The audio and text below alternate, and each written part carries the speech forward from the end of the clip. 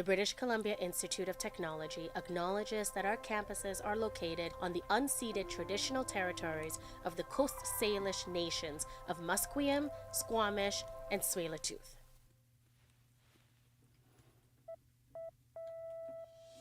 From the Broadcast Center at BCIT's Burnaby Campus, this is All Talk Radio.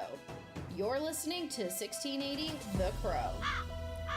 Good morning and welcome to BCIT's The Crow. I'm Zach Clark and here is your 10 a.m. news. BC Premier David Eby says a BC case is every parent's worst fear realized after a Nigerian man has been charged with sextortion in the connection to the death of a 14-year-old boy. Eby also says social media companies have to be held accountable in situations where they fail to hold a safe environment for children on the internet. RCMP said the man pretended to be a teenage girl and convinced the boy to send intimate photos, then blackmailed him. An Ontario judge has sentenced a former RCMP intelligence official to 14 years in prison after breaching Canada's secrets law. Ontario Superior Court Justice Robert Morange sentenced Cameron Ortis, who had been found guilty in November. He stands by his innocence. The fact that the jury couldn't hear a lot of his defense obviously still bothers him, especially in fact of being convicted. He's obviously disappointed by the lengthy sentence, but again, he appreciates and understands what Justice Morange said. Ortis's lawyer, John Duty, says Ortis is troubled by the conviction, but optimistic about his appeal. Ortis led the RCMP Operations Research Group. This group assembled classified information on cybercriminals, terror cells, and transnational criminal networks. Federal Conservative leader Pierre Poilievre says he's against allowing transgender minors to use puberty blockers. The Conservative leader told reporters he thinks parents have the rights to raise their children as they choose, accusing Prime Minister Justin Trudeau of attacking parents. I think we should protect the rights of parents to make their own decisions. What does it mean? With regards to their children. And I believe that adults should have the freedom to make any decision they want about their bodies. The Prime Minister accused Alberta Premier Danielle Smith of pushing anti-LGBTQ plans to ban puberty blockers and hormone therapy for kids aged 15 and younger who haven't already began treatments. Looking into environmental news, bird advocacy groups say they want quick action from the federal government after a recent court decision ruled to better protect migratory bird habitats from old-growth logging and other destruction. A federal court judge sided with environmental groups who said Canada's Environment Minister had too narrowly interpreted federal protection for at-risk migratory birds. With the old interpretation of the federal protection, at least 25 at-risk migratory bird species, including BC's marbled murrelet, would have been unprotected on non-federal land across the country. And a senior scientist with the Raincoast Conservation Foundation has joined two other BC-based groups in asking the federal environment minister for a review of the 6-PPD chemical after it was found to attribute to the rising numbers of dying coho salmon in urban waterways. 6-PPD is a chemical used in the manufacturing of car tires, and when that compound breaks down, it is acutely toxic to the fish. Now taking a peek south of the border, former President Donald Trump's attempt to run for president a second time is in the hands of the U.S. Supreme Court. On Thursday, the justices will hear arguments in Trump's appeal of the Colorado Supreme Court ruling that he's not eligible to run for president because he violated the 14th Amendment, which prevents those who engage in insurrection from holding office. In international news, two separate political offices in southwestern Pakistan were bombed on Wednesday. Officials have confirmed at least 30 deaths and more than 24 wounded. The attacks came the day before the country was set to elect a new parliament. The bombings raised concern for the election, where many voters are already dissuaded by political feuds and economic crisis. Violence ahead of the elections is common in Pakistan, where they have struggled to rein in militant groups, but no group has yet claimed responsibility for this bombing. And lastly, big news in local sports as SFU's men's basketball team made a major accomplishment in the NCAA since joining the association in 2010 during their game last Saturday. Jerison Oresian talked to the team after their practice before their next game. The SFU Red Leafs win over the St. Martin's Saints meant that the team beat one of the highest-ranking teams in the NCAA. The team is currently on a 2-game winning streak.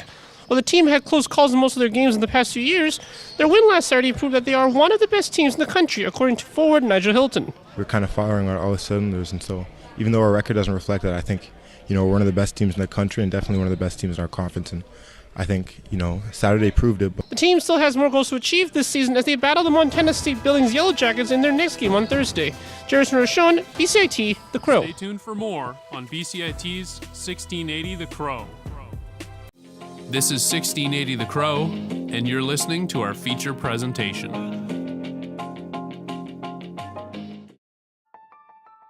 Disney has a vision of the world, and they're just gonna keep pushing until the world is accepting of people from all backgrounds. Welcome back to Behind the Scenes. I'm Lauren Achille. And I'm Sophie Hansen. So, what are we going to be talking about? Well, it's out with the old and in with the new. The company Walt Disney is and has been dominating the entertainment industry for over 100 years. That's right. So we're going to be diving into what criteria Disney has put into place for diversity, equity, and inclusion when it comes to casting, because there has been some controversy over this. And I mean, all over social media, there are some people who are just amazed and super happy about these new castings, but then there's others that are not so pleased. People all over social media are pushing their opinions, and so today we are going to pick apart what people have been saying, all while trying to get to the bottom of what Disney's actual criteria and intentions are for casting diverse roles. And just so you know, we are going to be saying the term DEI a lot. Yeah, so basically when we say DEI, it's going to be short for this acronym: diversity, equity, and inclusion. And basically that's the process that is enabling the consumers and staff to feel safe and seen and represented when being involved in Disney. Cue the music! Oh my god. We have our heading. Here we go! The world of Disney is the most magical place ever. Well, I grew up watching Disney, but we only noticed the drastic changes made to their iconic movies over the last few years. As a kid, lots of things would kind of, fly over my head when it came to racist aspects in certain movies. And now when analyzing these movies, there are things that are now coming to light. And to be fair, lots of films, not even by Disney, all shared racist views. And honestly, that's just how it was.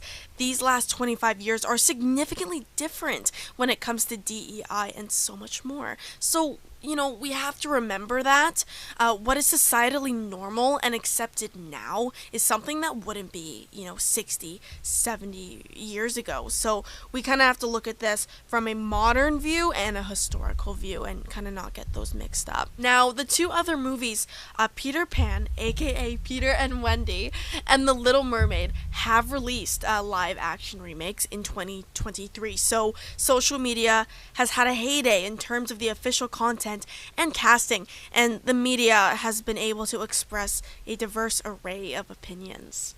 How do we get to Neverland?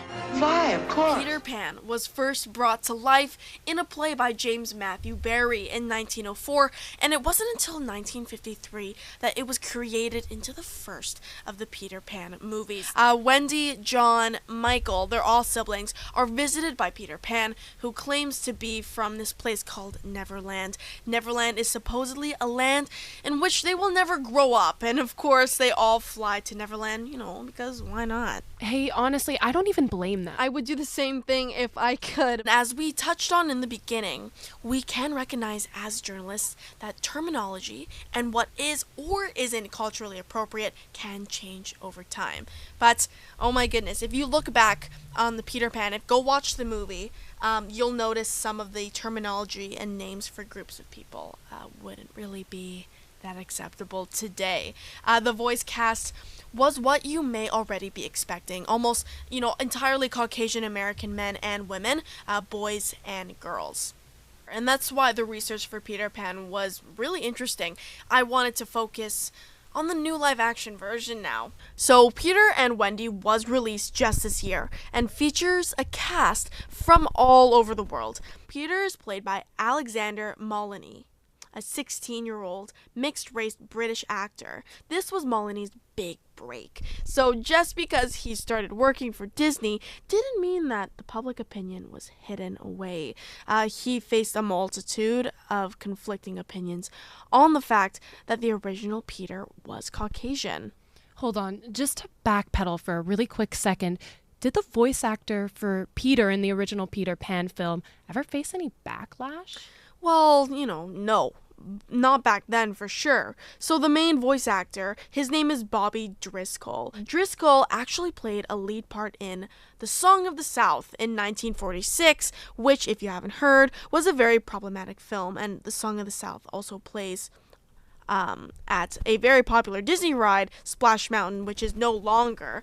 Unfortunately, after many years of substance abuse, Driscoll passed away at the age of 31 due to heart failure, but the public has their fair share of criticism. I wanted to mention specifically the portrayal of indigenous communities in Peter Pan was also built around internalized racism.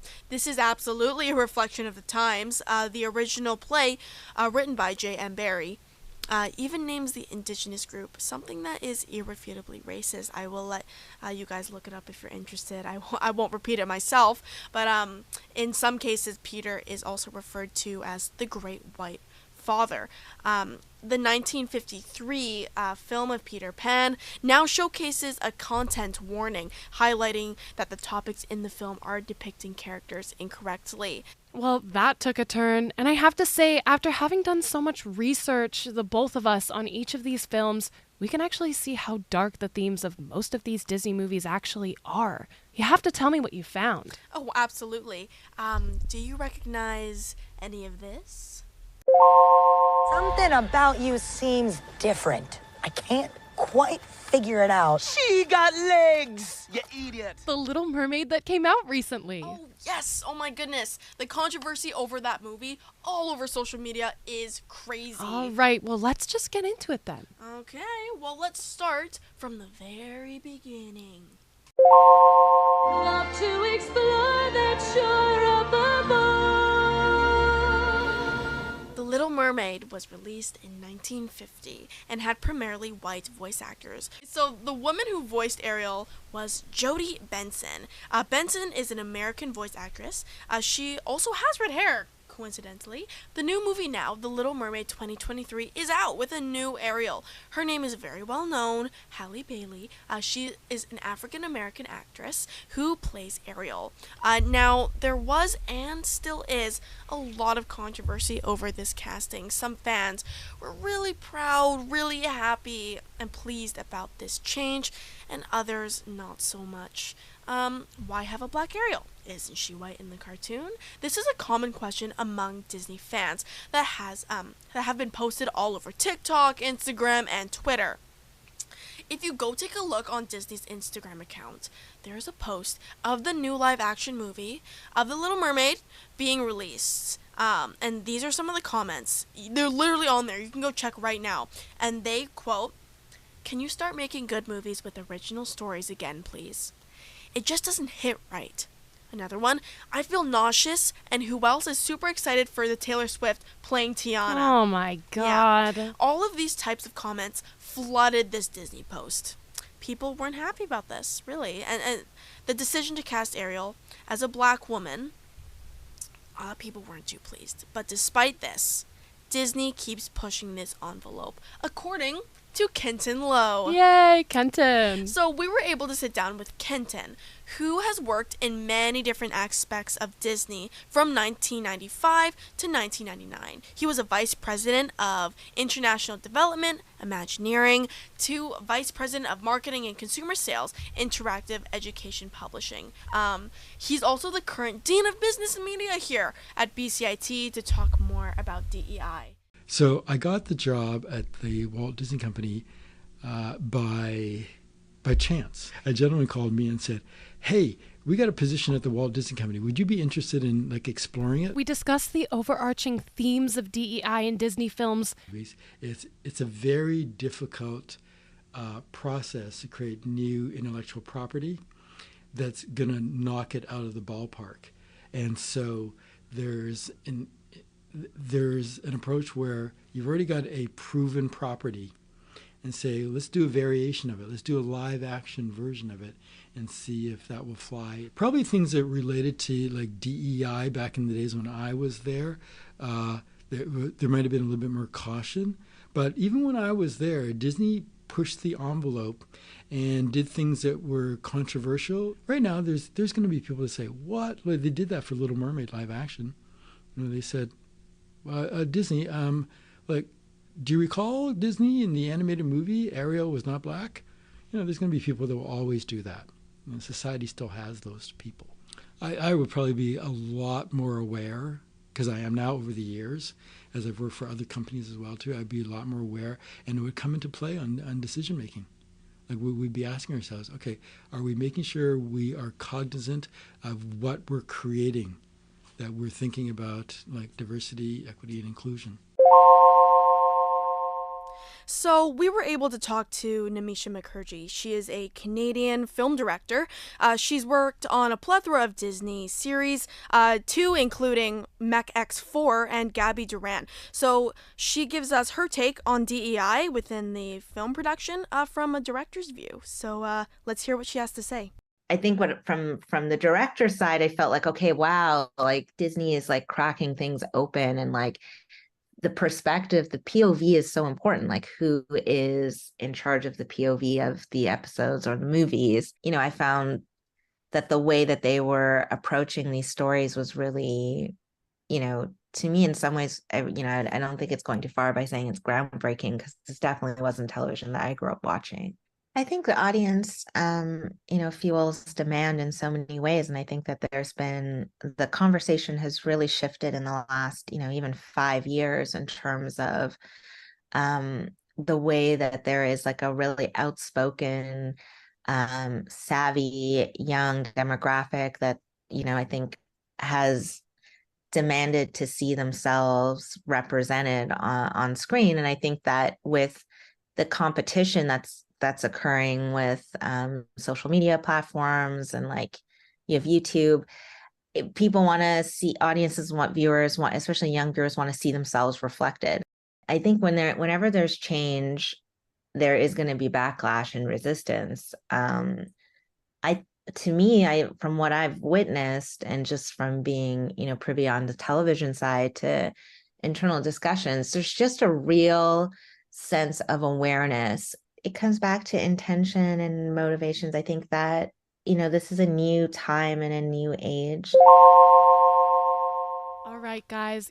Disney prides itself over its ability to write, cast, and produce films and TV shows that incorporate diversity, equity, and inclusion. Our favorite acronym of this episode, DEI. Is Disney succeeding at including DEI in their movies? Are people not accepting this and wanting Disney to cast what they feel is original? People have very different opinions, and it's hard to please everyone. So what do you think? Is Disney doing a good job, or are they trying too hard? We want to know if you're going to watch these new adaptations, and if you have already, tell us about it at behindthescenespodcast.ca. All right, guys. Again, thank you all for listening to this week's episode. Please, please come back next week when we tune into the dark side of Nickelodeon. More specifically, our favorite, Dan Schneider. Everything hit the fan when stars started coming forward about his problematic and extremely inappropriate behavior. This is going to be a crazy episode, guys. Talk to you soon. Bye.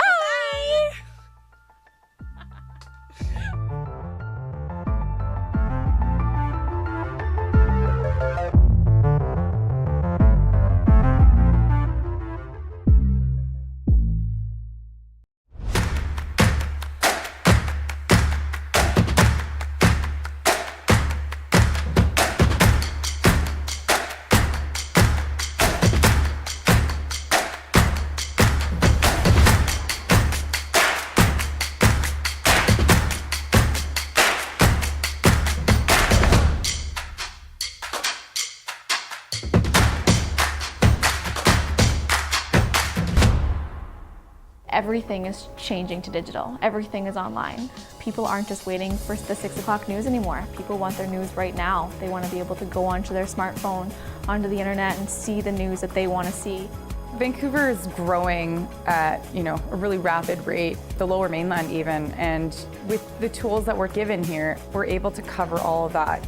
Welcome to BCIT Magazine. I'm Radhika Sikki-King. In the program, they really leave it up to you. I mean, the help is there when you need it, figuring out how to use the programs like Premiere, Audition, and figuring out how to use the cameras. But it's up to you to sort of experiment and figure out what you can do when you go out in the field. They brought candles and flowers to remember the student who lost her life yesterday. Theresa May says the international community condemns Moscow. They really make sure that you know the basics and you are able to put out a quality product. I'm Brady Tretanero. And I'm Radhika Sikki-King. Thank you for tuning in to BCIT Magazine.